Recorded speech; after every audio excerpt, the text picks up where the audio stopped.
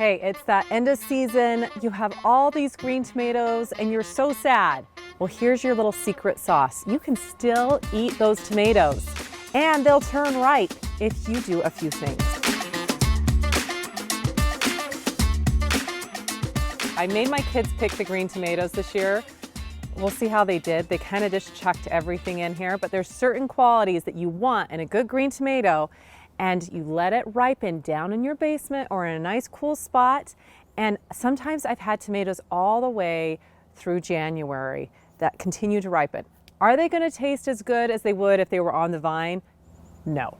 Unfortunately, they're not going to be that sun-ripened tomato. But in my opinion, they taste better than what you're going to get at the store. So it's up to you. But if you have a lot of green tomatoes, this is something you can do to keep them and still use them. All right, looking at some green tomatoes. Again, my kids picked these tomatoes.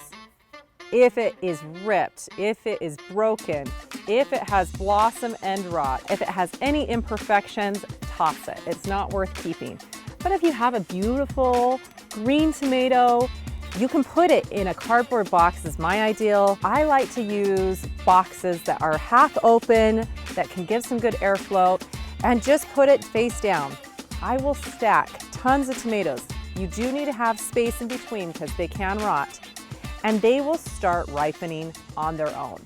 If you want them to wait longer and you want to go through December, put them in a cooler spot. If you need tomatoes for Thanksgiving dinner, then make sure that you put them in a warmer spot, probably around 70 degrees. If you are in need of comfort tomato soup tomorrow, then get yourself a banana and put it next to some tomatoes and they will ripen right quick.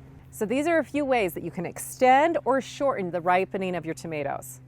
When I have tomatoes that are already almost on the verge, I keep them separate from the green tomatoes that I want that are going to last a little longer.